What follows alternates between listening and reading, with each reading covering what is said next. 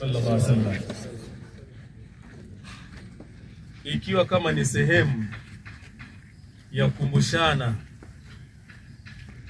leo hii kidogo nashukuru kuanzia mwili umewekwa mpaka kaburi limefukiwa, ile mizozo ambayo imekuwa ikishuhudiwa kwa mazishi, leo hii tunasema alhamdulillah hapakuwa na vurugu zozote. Na huu ndio utamaduni ambao kila anayekwenda kuzika bila kujali imani ya dini yake atambue kwamba tukio hili sio tukio la kuja kushabikia kama vile tunashabikia mambo tunayashabikia hapa duniani. Ni jambo linahitaji tafakari kubwa. Anayekuja huku na waliozikwa huku si kwamba walikuwa ni watu waovu sana katika Shinyanga hii. Tukianza kuangalia kaburi moja baada ya nyingine katika makaburi yaliyoandikwa majina, utakuja ukuta kuna watu wengine walikuwa ni matajiri sana, walikuwa ni viongozi, walikuwa na maarufu sana, lakini yule mwenye sifa kuitwa Al-Qahhar amesababisha wote waliolazwa hapa kuwa kimya kama vile hawapo. Sasa na sisi vyovyote tutakavyoishi, lakini muda ukifika na sisi tutaitwa marehemu na tutaletwa mahala hapa kustiriwa kama tulivyowastiri wenzetu.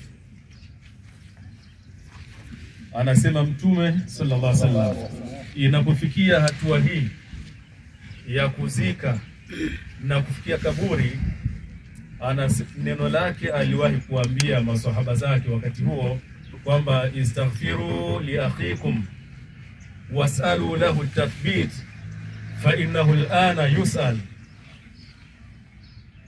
Maelekezo aliyotoa Mtume sallallahu alaihi wasallam katika kuzika, aliwaambia maswahaba, na kauli ile inaendelea mpaka leo. Maswahaba waliambiwa istaghfiru li akhikum, kwamba kila aliyoshiriki kuja kuzika asiwe na neno zaidi ya kusema Allahumma fillahu warhamhu. Ndio maneno ambayo tunatakiwa tuyaseme kuanzia mwanzo mpaka mwisho. Halafu akasema wasalu lahu tathbit, na wakati mnasema hayo kumwombea, mumuombee tena kwa Mwenyezi Mungu ampe ile kauli nini, yuthabitu Allahu alladhina amanu bil qawli thabit. Kwa sababu gani? Fa innahu al-ana yus'al, yani hivi sasa tukiondoka tu sisi hapa, baada ya haya tunasema ataanza kufanya nini? Kuulizwa mmoja baada ya nyingine. Waliotangulia wameulizwa, na yeye anafanya nini? Ataulizwa muda si mrefu. Tukigeuka tu hapo baada ya dua anaanza kufanya nini? Kuulizwa. Ile talqini inasema al-ana yaatika al-malakani al-karimani al-muwakkalani. Wanapokuja wale malaika wawili kuja kumhoji yule aliozikwa, basi analiwaza, naambiwa usifedheheke wala usibabaike. Ndio maneno huwa yanasemwa. Sasa sisi tumuombee tathbit, awe na ujasiri wala asipate na nini, na hofu, kwa sababu fa innahuma khalqum min khalqillah, kwamba hao malaika wawili wanakuja kumuuliza ni viumbe waliumbwa na Mwenyezi Mungu kama viumbe tulivyoumbwa na nani? Na Mwenyezi Mungu. Sasa tukumbuke tunapokuja kuzika si mahala pa kumbukia yale tulio kutana nayo tangu tuko primary. Tunajua kwenye misiba na kusanya watu wengi wale ambao hawajaonana kwa muda miaka mingi. Sasa wakifika hapa wanasahau, wanaanza kukumbushia mambo ya primary, secondary na kadhalika na kadhalika. Lakini Mtume sallallahu alaihi wasallam anatuambia mnapofika mazikoni kuzika, istaghfiru li akhikum, muombeeni msamaha ndugu yenu aliozikwa, wasalu lahu tathbit, lakini mumuombe kwa Mwenyezi Mungu ampe uthabiti wa kuwa jasiri wa kuweza kujibu maswali atakayoulizwa. Huu ndio mwanzo wa maisha nini ya akhera. Kwa hiyo ataulizwa yale aliyowajibika nayo hapa duniani kwa namna Allah subhanahu wa ta'ala alivyotupa maelekezo. Fa innahu al-ana yus'al, Hivi sasa tu muda si mrefu ndugu yetu ataanza kuulizwa kuanzia baleghe yake, adhuhuri ngapi zimempita, lasri ngapi zimempita, isha ngapi zimempita, magharibi ngapi zimempita, subhi ngapi zimempita, somo ngapi zimempita, mambo mangapi ya kheri yamempita. Hapa ndio anafanya nini? Anaulizwa, na ndivyo tutakavyoulizwa. Kwa hiyo ijengeke katika hisia kwamba ule utaratibu na utamaduni tuliozoea kwamba ni kuja na kumweka marehemu kwenye mwanandani, kisha tukaomba mbao zile na majani tukafunika kwamba ni hivyo tu. Hapana, maisha ndiyo yanaanza. Huwa tunashangaa kuona baadhi ya watu, mtu anaugua muda mrefu, halafu watu wakiambiwa kwamba mfariki wasema la alhamdulillah, bora bwana akafanya nini, aende akapumzike kwa sababu imetaabika sana. Lakini Mtume sallallahu alaihi wasallam anasema laiti watu wenye afya wazima wengejua faida na kheri anazipata mtu anapokuwa mgonjwa, hakuna hata mmoja kati yetu angetamani kuwa na nini, nasiha.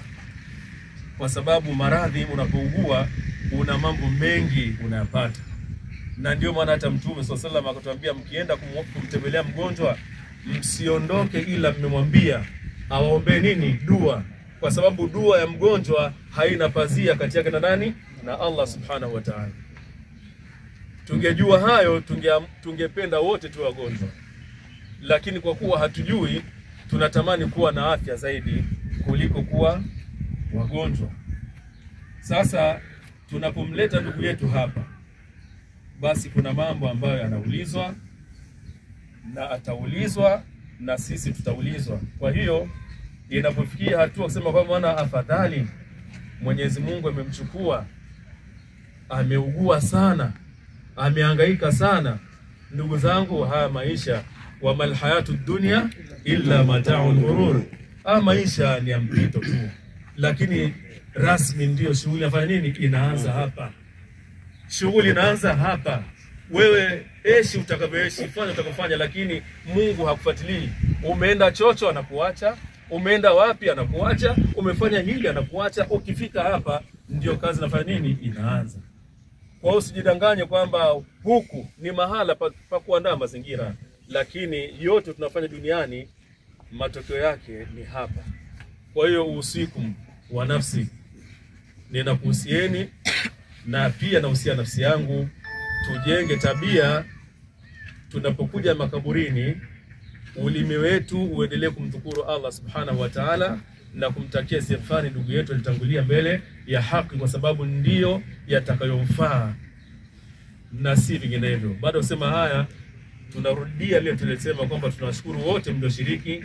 Wale wote ambao si ahlu wa mtaa ule wanaruhusiwa kuendelea na majukumu yao, na wale watu wote ambao ndio wanatoka katika mtaa ule, basi kwa zile tamaduni zetu na taratibu zetu warudi wakasikie mtaa una maelekezo yetu. Wabillahi tawfiq, wassalamu alaykum wa rahmatullahi wa barakatuh.